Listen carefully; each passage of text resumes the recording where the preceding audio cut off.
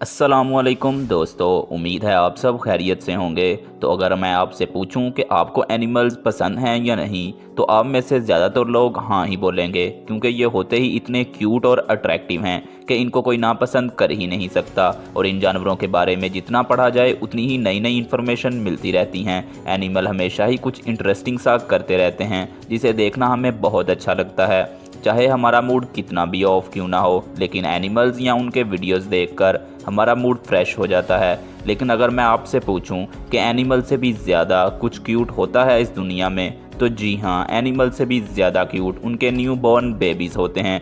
आज की इस वीडियो में मैं आपको दिखाऊंगा दुनिया के ऐसे जानवरों के बेबीज़ के बारे में जिनको देखकर आपका दिल खुश हो जाएगा। तो वीडियो को एंड तक ज़रूर देखना, क्योंकि आज की ये वीडियो बहुत इंटरेस्टिंग होने वाली है।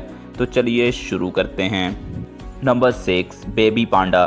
दोस्तों, पांडा के बारे में तो सभी जानते हैं। पांडा दुनिया के सबसे क्यूटेस्ट एनिमल में से एक है। लेकिन अगर हम बात करें इनके न्यूबॉर्न बेबीज़ की, तो ये इनसे भी ज़्यादा क्यूट होते हैं। इसके न्यूबॉर्न बेबी का साइज़ इस कदर कम होता है कि वो हमारे हाथ में भी आ सकता है। और अगर हम एक अडल्ट पांडा को कंपेयर करें उसके न्यूबॉर्न बेबी से, तो इन दोनों का साइज़ देखकर आप हैरान रह जाएंगे। न्यूबॉर्न बेबी अडल्ट पांडा से बहुत ज़्यादा छोटा होता है। एक बेबी पांडा में वज़न सिर्फ 150 ग्राम होता है। वक्त गुजरने के साथ साथ वैसे वैसे ही बेबी पांडा का साइज़ भी बढ़ता चला जाता है और इनके आँखों और जिस्म पर ब्लैक स्पॉट्स आने शुरू हो जाते हैं, जिनसे ये और भी ज़्यादा क्यूट लगने लग जाते हैं। Number 5, elephant. अगर हम बात करें एलिफेंट की, तो ये हमारी ज़मीन का सबसे बड़ा जानवर माना जाता है और एक बेबी एलिफेंट को अडल्ट होने में 11 से 15 साल लगते हैं। ये बेबी एलिफेंट इतने ज़्यादा क्यूट और मासूम होते हैं कि हर किसी का इनके साथ खेलने का दिल करता है। एक बार बेबी एलिफेंट जिसके साथ भी घुल मिल जाता है, फिर वो उसे जल्दी नहीं छोड़ता।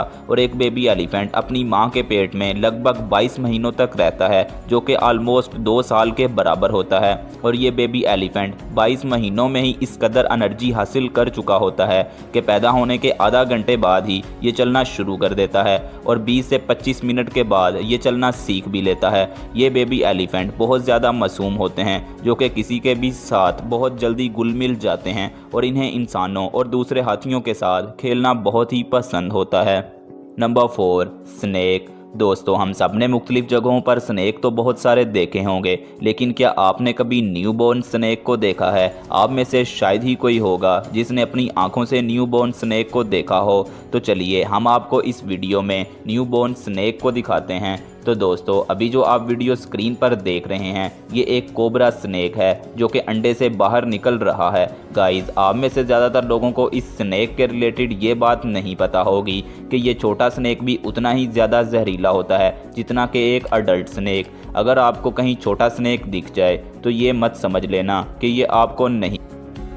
Number 3, baby dear. दोस्तों, हिरन को देखने के बाद तो हर किसी का दिल पिघल ही जाता है, लेकिन जब आप एक न्यूबॉर्न हिरन को देखें, इसे देखने के बाद आपको इसको पकड़ने का ही दिल करेगा, क्योंकि इनकी क्यूटनेस और मासूमियत देखने के बाद कोई भी इन्हें अपने हाथों में खिलाना चाहता है। लेकिन बेबी डियर को पकड़ने से पहले आप एक बात का ध्यान रख लेना, उसे उसकी माँ कहीं से ना देख रही हो, क्योंकि एक हिरन भी अपने सेल्फ डिफेंस के लिए कभी भी आपके ऊपर अटैक कर सकती है।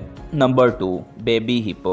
दोस्तों, ये बात तो हम सब जानते ही हैं कि हिप्पो साइज़ में बहुत ही बड़े होते हैं। बड़े होने के साथ साथ ये बहुत ज़्यादा अग्रेसिव भी होते हैं। अगर ये किसी पर अटैक कर दें तो सीधा उसे मार कर ही दम लेते हैं। लेकिन अगर आप एक बेबी हिप्पो को देखें तो आपका दिल ज़रूर पिघल जाएगा और आपके लिए यकीन करना मुश्किल हो जाएगा कि ये बेबी हिप्पो बड़ा होकर इस कदर अग्रेसिव और ख़तरनाक भी हो सकते हैं।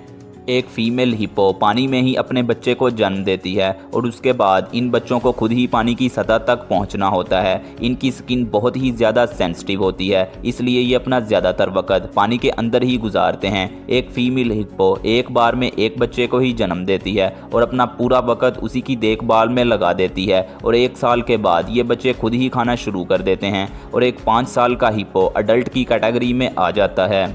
तो फाइनली गाइज, अब हम बात करेंगे अपने नंबर 1 के बारे में। Number 1, giraffe. दोस्तों, जिराफ को हमारी ज़मीन का सबसे लंबा जानवर माना जाता है। इसके लंबे होने की वजह से ज़्यादातर लोग यही सोचते हैं कि ये जानवर इतना लंबा होता है तो फिर ये सोता कैसे होगा।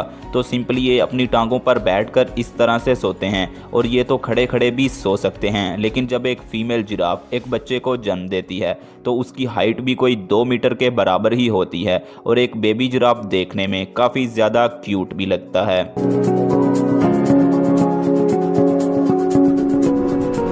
वैसे दोस्तों, आपको इन न्यू बॉर्न बेबीज़ को देखकर कैसा लगा और इनमें से ज़्यादा क्यूट किस जानवर का बेबी था, आप मुझे कमेंट करके ज़रूर बताएं। और अगर आपको वीडियो अच्छी लगी हो तो वीडियो को लाइक कर दें और अगर आप इसी तरह की इंटरेस्टिंग वीडियोस देखना चाहते हैं तो अभी चैनल को सब्सक्राइब कर दें, क्योंकि मैं इस तरह की वीडियोस लेकर आता रहूँगा।